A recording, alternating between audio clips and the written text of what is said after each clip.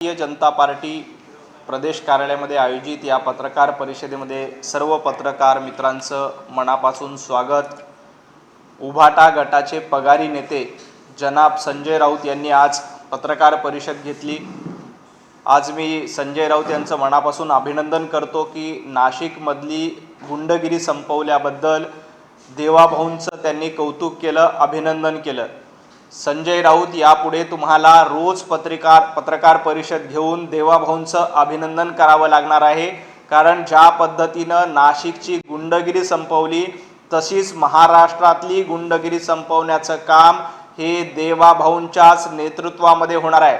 संजय राऊत, तुम्ही नाशिकमध्ये संपर्क प्रमुख असताना काही लोकांना हाताशी धरून नाशिकमध्ये गुंडगिरी वाढवण्याचा प्रयत्न केला होता, नाशिकमध्ये गुंडगिरी करण्याचा प्रयत्न केला होता। आता देवाभाऊंचं सरकार आल्यानंतर सक्षम असलेल्या गृहमंत्री म्हणून आदरणीय देवेंद्रजी फडणवीस यांनी तो गुंड भारतीय जनता पार्टीचा आहे का, उभाटा गटाचा आहे का, आणखी कुठल्या पक्षाचा आहे याचा विचार न करता जो गुंड असेल त्याच्यावर कारवाई करण्याचे आदेश, त्याच्यावर कारवाई करण्याच्या सूचना पोलीस आयुक्तांना दिल्या आणि त्यानंतर तो पक्ष भारतीय जनता पार्टीचा कार्यकर्ता असला तरी त्याच्यावर कारवाई झालेली आहे। फक्त ही नाशिकला सुरुवात झालेली आहे। महाराष्ट्रात जो कोणी अशा पद्धतीची गुंडगिरी करेल त्याला देवाभाऊंच्या सरकारमध्ये निश्चितपणे शिक्षा मिळेल। संजय राऊत, नाशिकमध्ये तुम्ही संपर्क प्रमुख असताना मोठ्या प्रमाणात गुंडांना हाताशी धरून नाशिकची वाट लावण्याचा प्रयत्न केला होता, परंतु ते नाशिक आता रुळावर आणण्याचं काम देवाभाऊंच्या नेतृत्वामध्ये सुरू आहे। आज तुम्ही पत्रकार परिषदेच्या माध्यमातून आमच्या देवाभाऊंचं अभिनंदन केलं। यापुढे रोज पत्रकार परिषद घेऊन देवाभाऊंचं अशाच पद्धतीचं अभिनंदन तुम्हाला करावं लागेल, कारण देवाभाऊंचं सरकार हे लोकाभिमुख सरकार आहे। लोकांनी देवेंद्रजींचं मतांच्या रूपात अभिनंदन केलं। आज संजय राऊत ते पत्रकार परिषद घेऊन अभिनंदन करतात।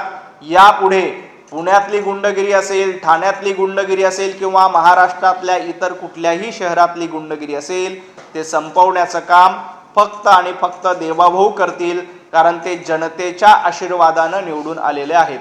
नाशिकची खरं तर गुंडगिरी संपलेली आहे, दुसरीकडे पुण्यातल्या गुंडगिरी संदर्भामध्ये आता वक्तव्य केले जात आहे। त्यामुळे आणि त्यानंतर धंगेकर पण असं म्हणतात की भाजपचा देखील मला यात कुठेतरी पाठिंबा आहे। या सगळं कुठल्याही गुंडांना भारतीय जनता पार्टीचा पाठिंबा नाही आणि साथ नाहीये। रवींद्र धंगेकर यांनी थोडंसं आत्मपरीक्षण करावं। ते किती पक्ष फिरून कुठे कुठे गेलेत हे रवींद्र धंगेकर यांनी बघावं।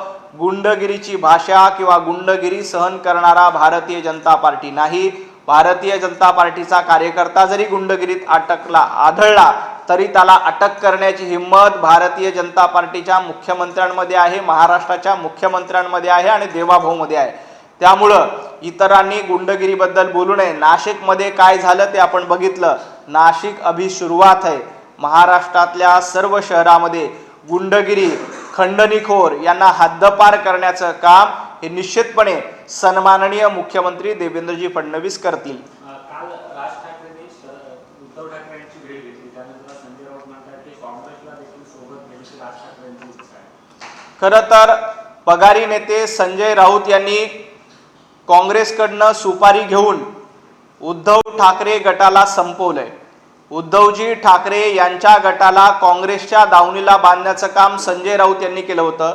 उद्धवजी ठाकरे यांना हिंदुत्वापासून दूर करण्याचं काम संजय राऊत यांनी केलं होतं।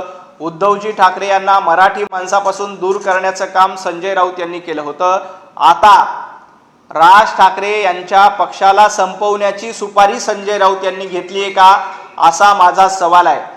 ज्या पद्धतीनं सन्माननीय राज ठाकरे हे सातत्यानं हिंदुत्ववादाची भूमिका मांडतात, भोंग्या विरोधात राज ठाकरे यांनी अतिशय आक्रमक भूमिका घेतली, त्यामुळे अशा पद्धतीची आक्रमक हिंदुत्ववादी भूमिका घेणारे राज ठाकरे हे काँग्रेसला चालतील का? संजय राऊत जर का राज ठाकरे यांना काँग्रेसकडे घेऊन जाण्याचा प्रयत्न करत असतील तर आधी उद्धवजी ठाकरे यांच्या उभाटा गटाला काँग्रेसच्या दावणीला बांधलं होतं। आता राज ठाकरे यांना काँग्रेसकडे घेऊन जाण्याचा प्रयत्न करत असतील तर राज ठाकरे यांच्या पक्षाला संपवण्याची सुपारी देखील संजय राऊत यांनी घेतली का असा माझा सवाल आहे. याआधी संजय राऊत यांनी वंदनीय बाळासाहेब ठाकरे यांच्या विचारांचा अपमान करून त्यांची शिवसेना, त्यांचा उभाटा गट हा काँग्रेसच्या दावणीला बांधला होता. मला संजय राऊत यांना आणखी एक सवाल विचारायचा आहे. ज्या पद्धतीने स्वातंत्र्यवीर सावरकरांचा अपमान करण्याची भूमिका सातत्यानं राहुल गांधी आणि काँग्रेसचे नेते करतायत, सातत्यानं राहुल गांधी स्वातंत्र्यवीर सावरकरांचा अपमान करतायत, अशा स्वातंत्र्यवीर सावरकरांचा अपमान करणाऱ्या राहुल गांधींसोबत आणि काँग्रेससोबत राज ठाकरे जातील असं आम्हाला वाटत नाही. त्यामुळे राऊतांनी कितीही सुपारी घेऊन मनसेला संपवण्याचा प्रयत्न केला तरी ते त्यात यशस्वी होतील असं वाटत नाही. कारण राज ठाकरे हे आपली भूमिकेवर ठाम असतात. ते गेल्या काही दिवसापासून कट्टर हिंदुत्ववादाची भूमिका घेत आहेत. त्यामुळं काँग्रेसला राज ठाकरे यांचा कट्टर हिंदुत्ववादी चेहरा सहन होणार नाही. कट्टर हिंदुत्ववादी भूमिका काँग्रेसला पचनी पडणार नाही. त्यामुळे संजय राऊत यांनी कितीही प्रयत्न केले तरी पगारी नेते त्यात यशस्वी होतील असं मला वाटत नाही. रोहित पवार असं म्हणतात की ज्या सगळ्या योजना आखलेल्या होत्या त्या निवडणुकीपुरत्या होत्या, आता या योजना ज्या आहेत मुख्यमंत्र्यांना नको आहेत. म्हणजे उदाहरणार्थ लाडकी बहीण योजना, हे सरकार जे आहे ते गुंडांचं आणि श्रीमंतांचं सरकार आहे असं रोहित पवार आपल्या आजोबांचा इतिहास योजनांबद्दल काय आहे ते थोडंसं बघावं आणि मग देवा भाऊंवर टीका करावी. तुम्हाला आठवत असेल तर विधानसभेच्या निवडणुकीला अशाच पद्धतीनं लाडकी बहीण योजना बंद करणार अशा पद्धतीची अफवा महाविकास आघाडी सरकारमधील महाविकास आघाडीतल्या पक्षातील लोकांनी त्यावेळेला उठवली होती की महायुतीचं सरकार आल्यानंतर लाडकी बहीण योजना बंद होईल. परंतु ती योजना बंद झाली नाही. उलट आता महिलांना त्यांचे हप्ते पोहोचवण्यासाठी सुरुवात झालेली आहे. कुठलीही लोकाभिक योजना, कुठलीही जनतेच्या हिताची योजना हे सरकार बंद करणार नाही. कारण हे जनतेच्या आशीर्वादानं निवडून आलेलं सरकार आहे. लाडक्या बहिणींच्या आशीर्वादानं निवडून आलेलं सरकार आहे. त्यामुळे रोहित पवारांनी अशा अफवा पसरवणं बंद करावं. स्थगिती सरकार हे महाविकास आघाडीचं सरकार होतं, तर हे सरकार गतिशील सरकार आहे. एकनाथ शिंदे यांनी सुरू केलेली माझी शाळा योजना आता बंद करण्याच्या मार्गावर आहे. ऑक्टोबर महिना संपत आला तरी या योजनेबाबत कुठली घोषणा अद्याप केली. खरं तर जनहिताची किंवा विद्यार्थ्यांच्या हिताचं सरकार हे देवेंद्रजींचं सरकार आहे. त्यामुळं अशा पद्धतीच्या अफवा पसरवणं विरोधकांनी बंद केलं पाहिजे. वेगवेगळ्या योजना ह्या विद्यार्थ्यांच्या हितासाठी असतात. काही योजनांमध्ये बदल करून पुन्हा नव्याने ते आणल्या जातात. त्यामुळं कुठलीही जनहिताची योजना, विद्यार्थी हितांची योजना बंद करणारं हे सरकार नाही. माजी विरोधी पक्षनेते अंबादास दानवे यांनी सकाळी एक ट्विट केलं आणि या ट्विटमध्ये अनेक योजनांचा समावेश केला आणि त्यासमोर या योजना बंद केल्या याची एक यादी दिली आहे. कुठेतरी योजना बंद करण्याचा मुद्दा विरोधकांकडून हायलाइट केला जातो, यावर काय वाटतं? अंबादासजी दानवे यांना मला सांगायचं आहे, 2.5 वर्ष उद्धवजी ठाकरे यांचं सरकार होतं. त्या सरकारमध्ये किती योजना बंद केल्या याची यादी देखील माझ्याकडे आहे. मी तुम्हाला तुमच्या माहितीसाठी वाचून दाखवलं. उद्धवजी ठाकरे यांचं सरकार म्हणजे स्थगिती सरकार होतं, तर देवेंद्रजी फडणवीस यांचं सरकार हे गतिशील सरकार आहे. अंबादासजी दानवे, उद्धव ठाकरे मुख्यमंत्री असताना काय काय बंद केलं होतं जरा आठवून बघा. मुंबई मेट्रो कारशेडला कुणी स्थगिती दिली होती? उद्धव ठाकरेंनी स्थगिती दिली होती. कोस्टल रोड कुणीच थांबवला होता? उद्धवजींनी थांबवला होता. समृद्धी महामार्ग कुणी थांबवला? उद्धवजी ठाकरेंनी थांबवला. मराठवाडा वॉटर ग्रिड कुणी बंद केली? उद्धवजींनी बंद केली. जलयुक्त शिवार योजना ज्यातून आमच्या लाखो शेतकऱ्यांना पाणी मिळत होतं ती योजना कोणी बंद केली? उद्धवजींनी बंद केली. PM किसान योजनेचा निधी कोणी रोखला होता? उद्धवजींनी रोखला होता. पोलीस भरती कोणी रोखली होती? उद्धवजींनी रोखली होती. शिक्षक भरती कोणी रोखली होती? महाविकास आघाडीनं रोखली होती. ग्रामसेवक भरती कोणी रोखली होती? महाविकास आघाडीनं रोखली होती. महाराष्ट्रातली येणारी गुंतवणूक कोणी रोखली होती? उद्धवजी ठाकरे तुम्ही रोखली होती. एवढंच काय, PM आवास निधी ज्यामधून लाखो लोकांची घरं बांधली जातात त्या योजनेचा निधी देखील उद्धवजी ठाकरे तुम्ही वापरला नव्हता. उद्धवजी ठाकरे यांच्या काळात महाराष्ट्र थांबला होता, तर देवेंद्रजींच्या काळात महाराष्ट्र धावू लागलाय. उद्धवजी तुमचं सरकार हे गतिशील सरकार नाही तर स्थगिती सरकार होतं आणि देवाभाऊंचं सरकार हे गतिशील सरकार आहे. ही यादी अंबादास दानवे यांनी उघड्या डोळ्यांनी वाचली पाहिजे. आणि या यादीमध्ये स्पष्ट दिसतंय की जवळपास 51 जनहितांच्या योजना उद्धवजी ठाकरे यांच्या काळामध्ये थांबवल्या होत्या. म्हणून उद्धवजींना स्वतः शरद पवार यांनी देखील म्हटलं होतं की यांनी मंत्रालयाला देखील कुलूप लावण्याचं काम केलं होतं. अशा लोकांनी कृपया अभ्यास करून बोलावं. उद्धव ठाकरेंची सेना असेल आणि राज ठाकरेंची मनसे असेल, आज पुन्हा एकदा आंदोलनाच्या रूपात एकत्र येत आहेत. ठाण्यामध्ये आंदोलन दोघे मिळून चालू आहे. खरं तर ठाण्यामध्ये आंदोलन करण्यापेक्षा मातोश्री 2च्या बाहेर जाऊन आंदोलन केलं पाहिजे. ज्या पद्धतीनं मुंबईमध्ये मुंबईकरांचं वाटोळं करण्याचं काम उद्धवजी ठाकरे तुम्ही मुख्यमंत्री असताना आणि महापालिकेमध्ये तुमचं सरकार असताना केलं होतं, आताचं सरकार हे जनतेच्या हिताचं आहे. त्यामुळं त्यांना मोर्चा काढण्याचा अधिकार नाही. उभाटा गटाला मोर्चा काढायचाच असेल तर तो मातोश्रीच्या बाहेर काढला पाहिजे. त्या मोर्चामध्ये उद्धवजी ठाकरे येऊन उत्तर दिलं पाहिजे की मुंबईचं वाटोळं का केलं, महाराष्ट्राचं वाटोळं का केलं. जनतेनं विधानसभा निवडणुकीत अशा पद्धतीनं महाराष्ट्राचं वाटोळं करणाऱ्यांना उत्तर दिलेलं आहे. संजय राऊत असं म्हणाले की एकनाथ शिंदेचा जो पक्ष आहे तो दिल्लीचा पक्ष आहे, त्यामुळे या संदर्भात कुठलाही निर्णय जर घ्यायचा असेल तर शिंदे तो निर्णय महाराष्ट्रात घेऊ शकत नाही, तो निर्णय दिल्लीत असतो. खरं तर गेल्या काही दिवसांपासून संजय राऊत आणि उभाटा गटाचा कुठलाच निर्णय मुंबईमध्ये होत नाही. उभाटा गट ही सोनिया गांधी आणि राहुल गांधी यांची बेनामी शाखा आहे. ज्या पद्धतीनं गेल्या काही दिवसांपासून उद्धवजी ठाकरे आणि संजय राऊत यांनी उभाटा गट दिल्लीच्या दरबारात जाऊन बांधून टाकला, काँग्रेसच्या दावणीला उभाटा गट बांधलाय आणि एकही निर्णय उद्धवजी ठाकरे महाराष्ट्रात घेऊ शकत नाहीत. राज ठाकरेंना सोबत घ्यायचं का हे त्यांना महाराष्ट्रात त्याचा निर्णय उद्धवजी ठाकरे तुम्हाला घेता येत नाही. मातोश्रीवर आणि राज ठाकरेंसोबत आतापर्यंत तुमच्या मला माहिती की 6 वेळेला बैठक झाल्या. 6 वेळेला बैठका घेऊन देखील तुम्ही दोघं भाऊ एकत्र येण्याची घोषणा करू शकत नाही, कारण तुम्हाला सोनिया गांधींचा हिरवा कंदील लागणार आहे, तुम्हाला राहुल गांधींचा हिरवा कंदील लागणार आहे. जोपर्यंत राहुल गांधी आणि सोनिया गांधी हिरवा कंदील दाखवू शकत नाही तोपर्यंत राज ठाकरेंना तुम्ही सोबत घेऊ शकत नाहीत. तुमचा निर्णय दिल्लीवर होणार आहे. राज ठाकरे आणि उद्धवजी ठाकरे 6 वेळेला भेटून युतीची घोषणा करत नाहीत, आघाडीची घोषणा करत नाहीत. त्याचं कारण काय? राहुल गांधींनी संजय राऊतांना स्पष्टपणे सुनावलंय की जोपर्यंत आम्हाला विचारत नाहीत तोपर्यंत राज ठाकरेंना सोबत घेऊ नका, त्याबद्दलची घोषणा करू नका, असं राहुल गांधींनी उद्धवजी ठाकरेंना सांगितलंय, संजय राऊतांना सांगितलंय. त्यामुळं 6 7 वेळेला भेटून देखील या दोघांची युती होत नाही. जोपर्यंत सोनिया गांधी आणि राहुल गांधींच्या दरबारातून यांना परवानगी मिळत नाही तोपर्यंत यांच्या आघाडीचा किंवा युतीचा निर्णय होणार नाही. हर्षवर्धन सपकाळने एक ट्विट केलं आहे. त्यांचं असं म्हणणं आहे की मुख्यमंत्री जे आहेत ती माध्यमांची मुस्कटदाबी जी आहे ते करत आहे, आपल्या जवळच्या व्यक्तींना सुद्धा वाचवण्याचा प्रयत्न यातून होतोय असंही त्यांनी आरोप केला. खरं तर माध्यमांची मुस्कटदाबी आणि गळादाबी काय असते हे हर्षवर्धनजी सपकाळ आणीबाणीचा काळ आठवा. आणीबाणीच्या काळामध्ये इथल्या वर्तमानपत्रावर बंदी आणण्याचं काम, माध्यमांवर बंधनं लादण्याचं काम इंदिरा गांधींच्या सरकारने केलं होतं आणि हर्षवर्धनजी त्यांच्या विचाराचे तुम्ही पाईक आहात. ज्या पद्धतीनं या देशाची घटना कुलूपबंद करण्याचं काम, या देशातल्या घटनेच्या विरोधात जाऊन कार्य करण्याचं काम आणीबाणीच्या काळात इंदिराजी गांधी यांनी केलं होतं. त्यामुळं हर्षवर्धनजी तुमची परंपरा ही बंदी घालण्याची आहे. तुमची परंपरा माध्यमांच्या स्वातंत्र्यावर गदा आणण्याची आहे. देवाभाऊंचं सरकार हे जनतेचं सरकार आहे. माध्यम अशा पद्धतीचा प्रश्न विचारू शकतात कारण हे देवाभाऊंचं सरकार आहे. माध्यमांना स्वातंत्र्य दिलं जातं कारण ते सातत्यानं जनतेची भूमिका मांडतात आणि जे जनतेची भूमिका आणीबाणीच्या काळात मांडत होते त्यांना तुम्ही लॉकअपमध्ये टाकलं, त्यांना तुम्ही तुरुंगात टाकलं. साधं आंदोलन इंदिराजींच्या काळामध्ये करता येत नव्हतं.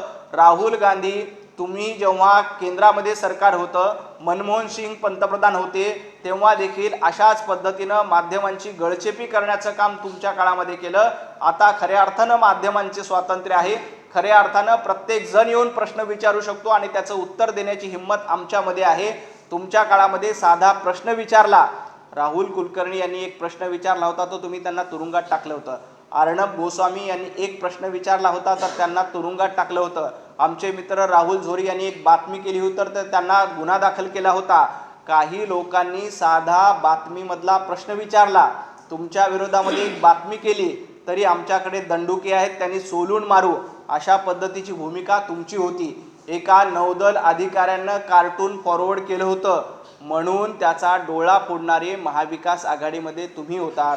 हर्षवर्धनजी, तुमची ही टीका देवाभाऊंकडे नसेल तर उद्धवजी ठाकरेंकडे आहे, कारण त्यांचं सरकार तसं होतं. काल हर्षवर्धन सपकाळांनी मुख्यमंत्री देवेंद्र फडणवीस यांची तुलना नथुराम गोडसे सोबत केली. ज्या पद्धतीने नथुरामनी आधी गांधींच्या पाया पडला आणि मग गांधींची हत्या केली, त्याच पद्धतीनं फडणवीस सुद्धा शांत डोक्याने राज्यामध्ये अशा अनेक गोष्टी करतात असं मी हर्षवर्धन सपकाळ यांची तुलना जनरल डायरशी करतो.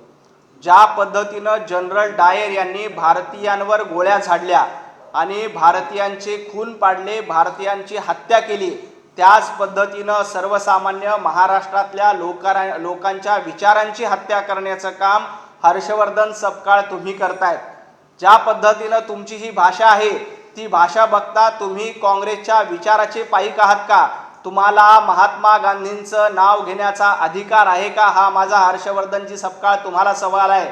तुम्ही इंग्रजांनी ज्या पद्धतीनं अत्याचार केले, जनरल डायरनी ज्या पद्धतीनं भारतीयांवर अत्याचार केले, त्या पद्धतीची भूमिका हर्षवर्धन सपकाळ यांची आहे. कर्नाटक सरकारने, कर्नाटकच्या मुख्यमंत्र्यांनी तिथल्या मुख्य सचिवांना काही आदेश दिलेले आहेत, काही पत्र लिहिलं आहे की RSSच्या ज्या बैठका कर्नाटकमध्ये होतात शाखांमध्ये, त्यावर बंदी घालण्याची मागणी. काँग्रेसचे मंत्री प्रियंका खरगे यांनी सिद्धरामय्याचे मुख्यमंत्री त्यांच्याकडे मागितले. संघावर बंदी घालण्याचा प्रयत्न अनेक वेळेला अनेकांनी केला.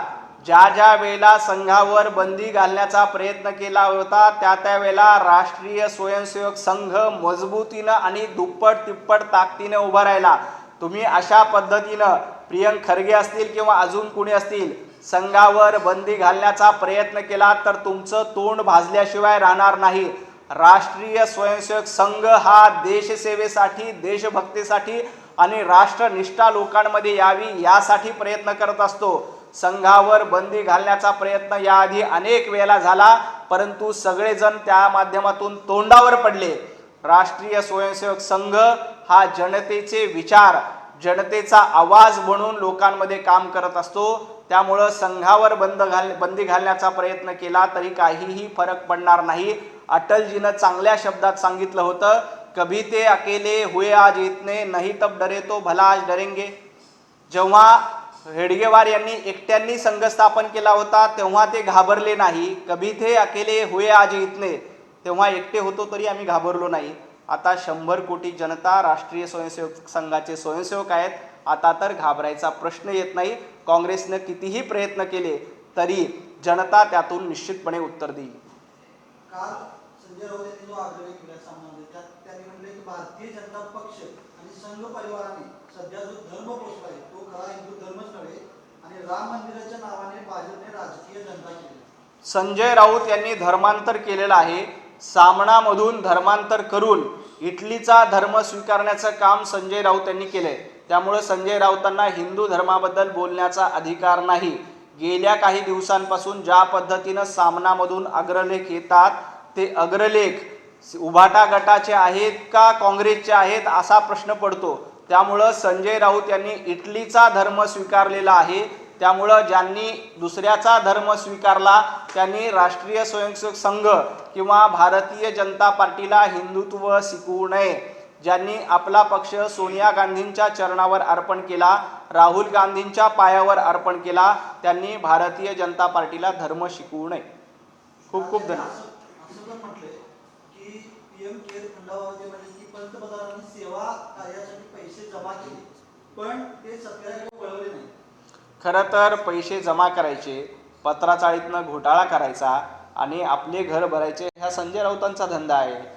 100 कोटी रुपये रोज वसुली तुम्ही करत होतात. किती हिशोब लावला तर किती होतो माहिती आहे?